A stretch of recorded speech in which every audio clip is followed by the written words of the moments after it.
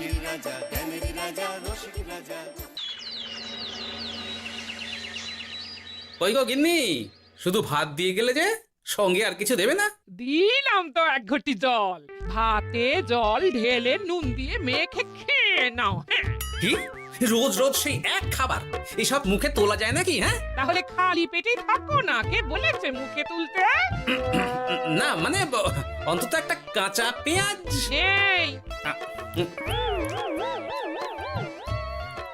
মাঝে মাঝে তো বেশ ওই মশলা দিয়ে কষিয়ে মাছ মাংস রাঁধতে পারো গিন্নি। বাজারে মাছ মাংসের দাম জানো? ছেঁড়া কাঁথায় শুয়ে মাছ মাংস খাওয়ার স্বপ্ন দেখতে লজ্জা করে না তোমার? আসলে কি জানো তো গিন্নি, আমার লজ্জাটা ওই তোমার রান্নাঘরে রাখা মশলার বাক্সের মতো, শুরু আছে কিন্তু কোনো কাজে লাগে না। এই খবরদার, আমার রান্না তুলে একদম খোঁটা দেবে না, এই বলে দিলাম। হ্যাঁ, আমি চললাম মাছ আনতে, তুমি আদা রসুন বেটে পেঁয়াজ কুচিয়ে রাখো, বুঝলে? বলি পয়সা কোথায়? লাগবে না, মাছ খেতে হলে পয়সা নয় গিন্নি, বুদ্ধি লাগে, বুদ্ধি, বুঝলে? বুদ্ধির বদলে মাছ কোন দোকানদার দেয় গো?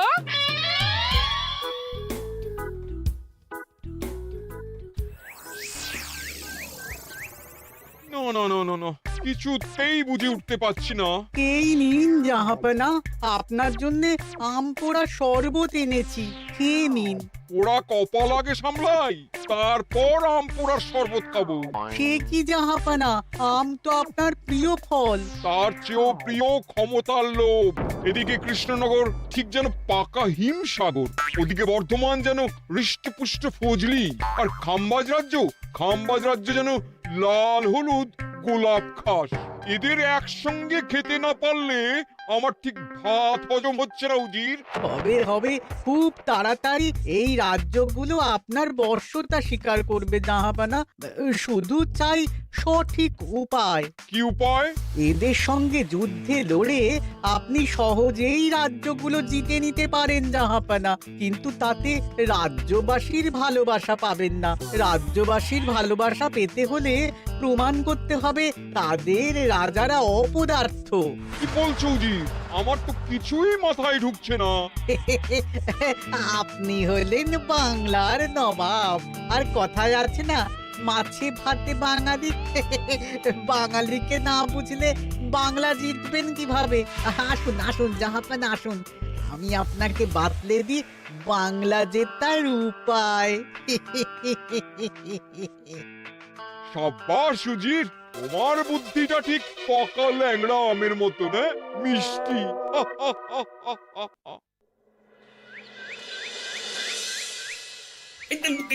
ধর ধর ধর ধর ধর, এই পায়ের নিচ দিয়ে গলে গেল, ধর ধর ধর ধর। বিশাল বড় মাছ গো গোপাল দাদু। একেবারে পাকা শোল। ছাড়বে না গোপাল দাদু, আজ রাতে আমরা জমিয়ে মাছ ভাত খাবো। খেতে তো হবে শোল মাছের ঝোল আর তেল কই। তোদের দিদাকে বড় মুখ করে বলে এসেছি, এই, ধরেছি।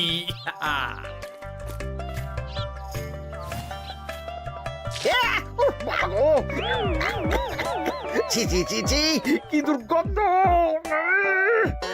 গোপালকে ছাড়বেন না মহারাজ, ও ইচ্ছে করে আমার মুখে কাদা ছুঁড়েছে। ঠাকুর বলেছেন মানুষ নিজের কর্মফল একদিন না একদিন ঠিক পাবে। মন্ত্রী মশাই যে এত তাড়াতাড়ি পেয়ে যাবেন ভাবতেই পারিনি। দেখেছেন মহারাজ, দেখেছেন? দোষ করে এখন আবার ধর্মের বাণী দিচ্ছে। তুমি রাজসভা কামাই করে এসব কি করছো গোপাল? যা সামান্য বেতন পাই সব পেঁয়াজ রসুন কিনতেই ফুরিয়ে যায় মহারাজ, তাই মাছটা নিজেই ধরে খাচ্ছি। হ্যাঁ, মহারাজ আপনার পায়ে পড়ি। থাক থাক, আর আমার পা ছুঁতে হবে না গোপাল। কেন মহারাজ? আমি তো মন থেকে আপনাকে সম্মান করি, বলুন। এ তো আচ্ছা জ্বালাতন। মুর্শিদাবাদের নবাব বাহাদুর আপনাকে একটি বিশেষ পত্র পাঠিয়েছেন, অনুগ্রহ করে গ্রহণ করুন।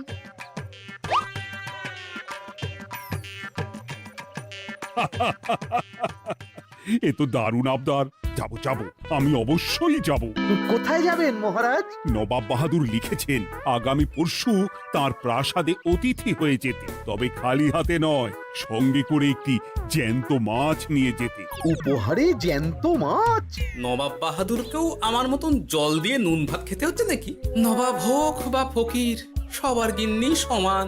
কিন্তু সঙ্গে করে কি মাছ নিয়ে যাওয়া যায়? ভেটকি, চিতল নাকি কাতলা? আচ্ছা, আগামীকাল রাজসভায় আমি সবার মতামত শুনবো। গোপাল, আগামীকাল ঠিক সময় চলে এসো কিন্তু। আগে যাব মহারাজ, শুধু আমার বেতনটা ভেবে দেখবো। চল রে, আজ অনেক মাছ পেয়েছি, চল চল চল।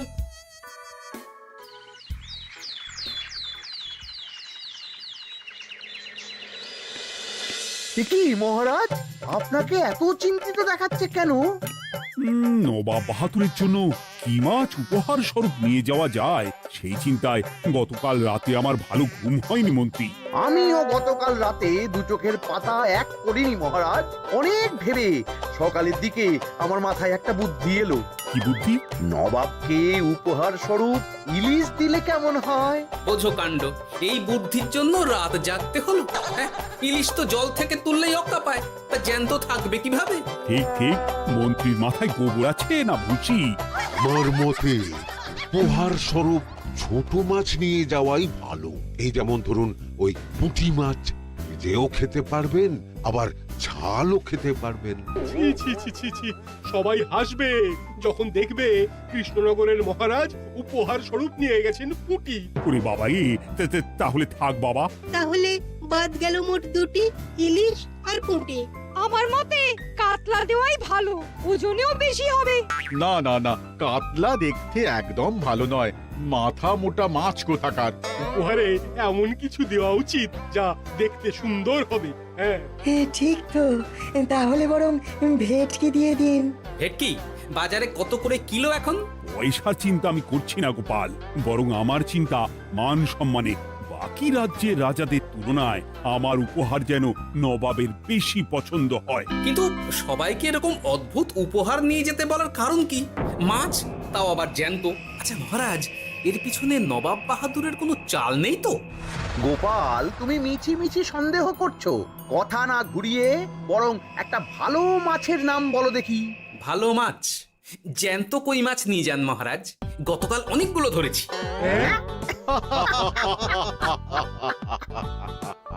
কি, এত ভালো ভালো মাছ থাকতে আমি শেষে কই মাছ নিয়ে যাব? তুমি সমাধান না দিয়ে উল্টে মজা করছো গোপাল। দূর হয়ে যাও, দূর হয়ে যাও আমার চোখের সামনে থেকে। আগে ভাড়ামো করার জন্যই তো মাস গেলে বেতন পাই মহারাজ। মানে কি বলতে চাইছো গোপাল? নবাব বাহাদুর কি চান সেটা আমরা সবাই জানি, তাই বলছি মাছের গর্তে হাত ঢোকানোর আগে পরীক্ষা করে নেওয়া উচিত ভেতরে সাপ আছে কিনা।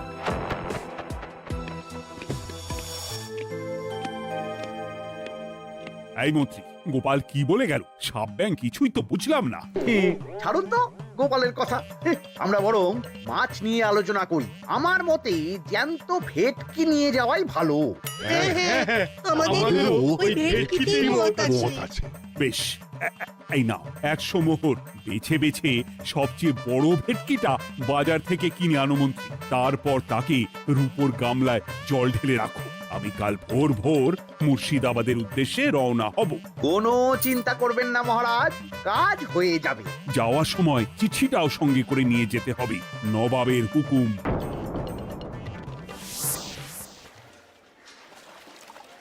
এই দেখুন কেমন খেলা করছে। হ্যাঁ, বাহ বাহ বাহ। ওজনে কত হবে? 4 কিলো তো হবেই। কিলো 2 পয়সা হিসেবে 8 পয়সা দেবেন। আমি শুধু ওজন জানতে চেয়েছি, দাম শুনে আমার কি হবে? এই, এটাকে গাড়িতে তোল।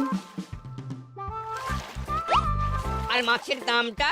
মুর্শিদাবাদের নবাবকে আমাদের মহারাজ এই ভেটকিটা উপহার স্বরূপ দেবে। তোর ভাগ্য ভালো যে মাছটা তুই ধরে এনেছিস। আবার টাকা কিসের রে?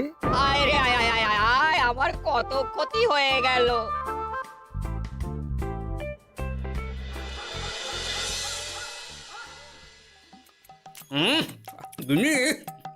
তেল কৌটে যা রেঁধেছ না। বলি বলি আর কটা মাছ আছে গো? আছে তাতে আগামী আগামী 7 দিন হয়ে যাবে। হ্যাঁ, তাহলে কাল কই মাছের ঝোল খাবো, পরশু খাবো শোল মাছের কালিয়া। ধুর, এসব খেয়ে খেয়ে জিভে চড়া পড়ে গেল। বাজার থেকে একটু ইলিশ ভেটকিও তো আনতে পারো। হ্যাঁ, ইলিশের অনেক দাম গো গিন্নি, আর ভেটকি তো বাজারে প্রায় ওঠেই না। কে বলেছে তোমাকে? শুনলাম মন্ত্রী মশাই নাকি আজ বাজার থেকে সবচেয়ে বড় জ্যান্ত ভেটকিটা পেয়েছেন। হ্যাঁ, তাই নাকি? তার মানে আগামীকাল নিশ্চয়ই মহারাজ ওটা নিয়েই মুর্শিদাবাদ যাবেন। আমার মনটা বড্ড কু ডাকছে গিন্নি। না, এভাবে ছেড়ে দিলে হবে না, একটু পরীক্ষা করে দেখতে হবে। হাজার হোক, এ রাজ্যটা তো আমারও। এত রাতে আবার কোথায় চললে গো? হ্যাঁ? দেখতে গর্তে সাপ আছে না মাছ। অ্যাঁ?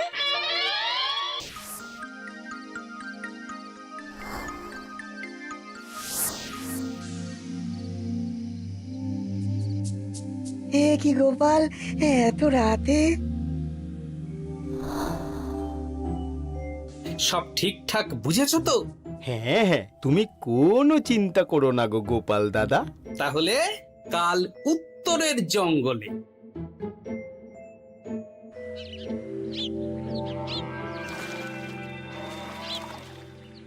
ভেটকি মাছটা রূপোর গামলায় রেখে গরুর গাড়িতে তুলে দিয়েছি মহারাজ। আর নবাব বাহাদুরের চিঠিটা? ইয়ে, সিংহাসনের উপর, নিচে, ডাইনে, বাঁয়ে সব জায়গায় খুঁজলাম, কোথাও নেই। সে কি তাহলে? এমন চিত্তাকর্ষক উপহার দেখলে নবাব বাহাদুরের চিঠির কথা মনেই থাকবে না। আপনি নির্দ্বিধায় যাত্রা শুরু করুন মহারাজ। ঠিক বলেছ।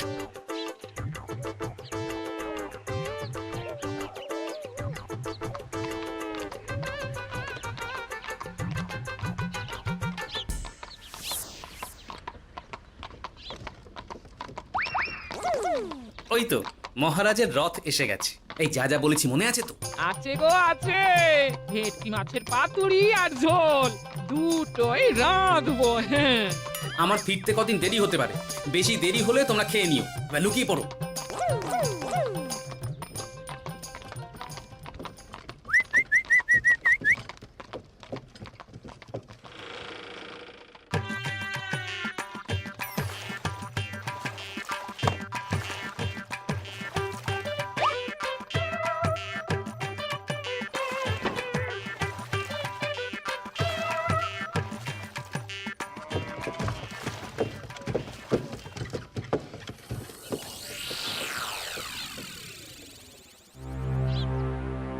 ওই দেখা যায় রথে চেপে সবাই ধীরে ধীরে এদিকেই আসছে জাহাপানা।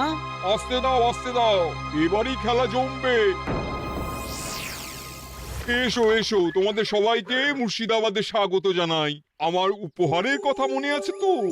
আছে জাহাপানা আছে, শুধুমাত্র আপনার জন্য আমি নিয়ে এসেছি একটা জ্যান্ত কাতলা। এই নিয়ে এসো। আমার উপহারও কিছু কম নয় জাহাপানা, নিয়ে এসো। আর তোমরা? আর কৃষ্ণচন্দ্র, তুমি কি এনেছো? এদের সবার চেয়ে ভালো উপহার এনেছি, যা দেখলে আপনার মন একেবারে আনন্দে নেচে উঠবে।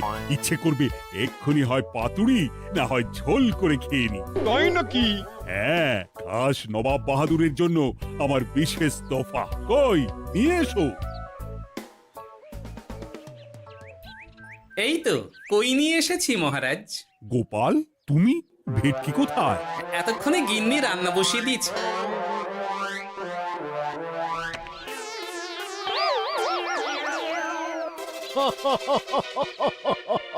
শেষে কিনা কই মাছ। আর কোনো মাছ খুঁজে পেলে না নাকি কৃষ্ণচন্দ্র?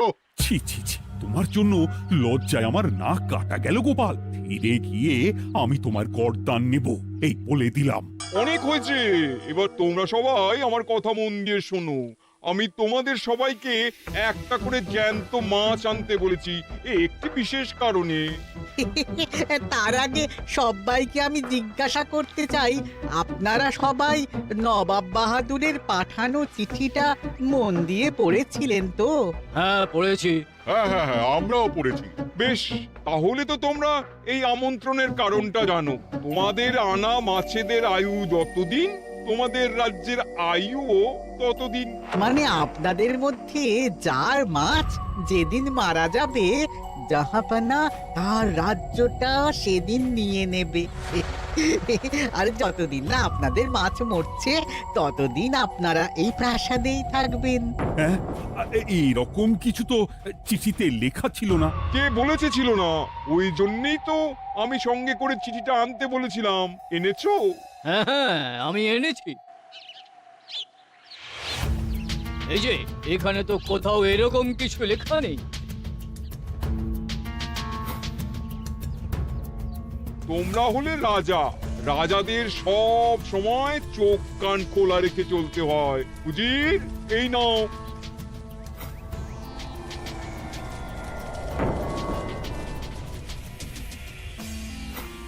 সত্যি তো, চিঠিতে তো এটাই লেখা আছে।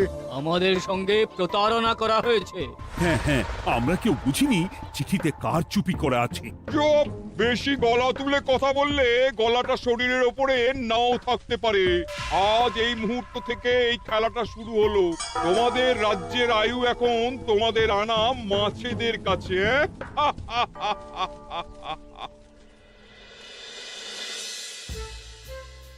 উজির, কার মাছের কি অবস্থা? আগে বাকিরা মোটামুটি সাঁতার কাটলেও খাম্বাজ রাজার আনা কাতলা খাবি খাচ্ছে। মনে হয় খুব তাড়াতাড়ি যাবে। বাবা বাবা বাবা, এ তো খুব ভালো কথা। অপেক্ষা করি তবে।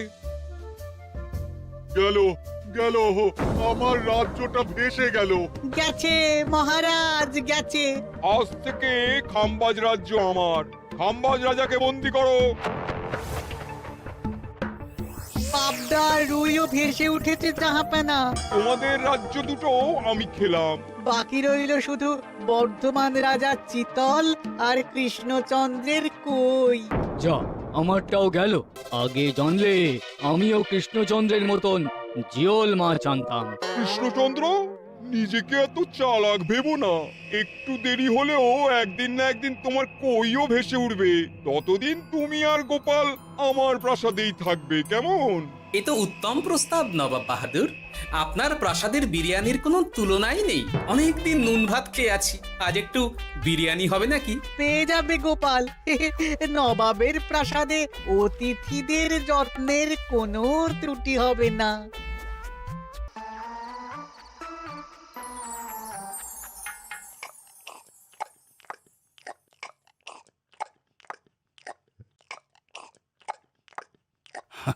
আমাকে ক্ষমা করে দিও গোপাল, আমি তোমাকে অনেক কথা শুনিয়েছি, কিন্তু এখন বুঝতে পারছি কেন তুমি ভেটকির বদলে কই মাছ এনেছো।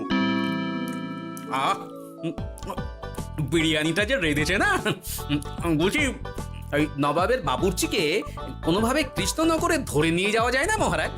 গোপাল, কোনো মাছই অমর নয়। একদিন তোমার আনা ওই কই মাছটাও মারা যাবে, আর সেদিন আমাদের কৃষ্ণনগর রাজ্যটা নবাবের হবে।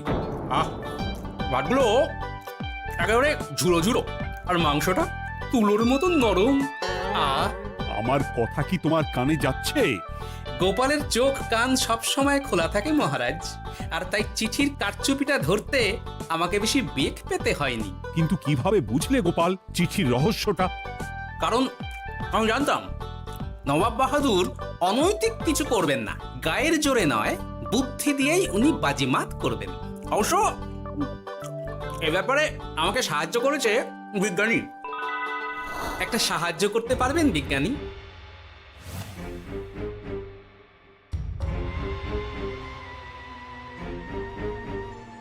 তোমার সন্দেহ একদম ঠিক গোপাল। এই চিঠিতে লেবুর রস দিয়ে লেখা হয়েছে কয়েকটি লাইন, যা শুধু আগুনের তাপেই ফুটে উঠবে। এই নাও। সর্বনাশ! গর্তে মাছ নয়, বিষধর সাপ আছে। এবার কি হবে গোপাল? আগামী 7 দিন পেট ভরে বিরিয়ানি খাবো মহারাজ। ততদিনে ওরা এসে যাবে। কারা আসবে? দেখুন না শুধু।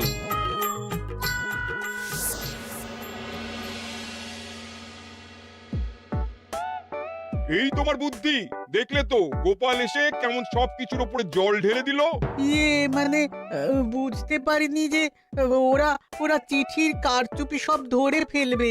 কৃষ্ণচন্দ্রের কই মাছের কি খবর? সেটা কি এখনো জীবিত? আগে আমাদেরও একই প্রশ্ন নবাব বাহাদুর। এভাবে আর কদিন চলবে জানা নেই। কবে যে সব থেকে মুক্তি পাবো। দাঁড়ান জাহাপানা, আমি ছুটে গিয়ে দেখে আসছি মাছটা জীবিত আছে কিনা। তুমি বুনোল হলে আমিও বাঘা তেঁতুল। কৃষ্ণচন্দ্র, যতদিন না মাছটা মরছে তোমাকে আমি এখানেই আটকে রাখবো। সর্বনাশ হয়ে গেছে জাহাপানা, দেখবেন আসুন, দেখবেন আসুন। কি হয়েছেটা কি? চলুন না, নিজের চোখেই দেখবেন।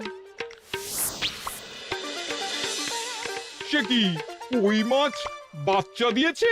এটার অপেক্ষাতেই তো ছিলাম। ওরা এসে গেছে মহারাজ। এবার আপনার রাজ্য সুরক্ষিত।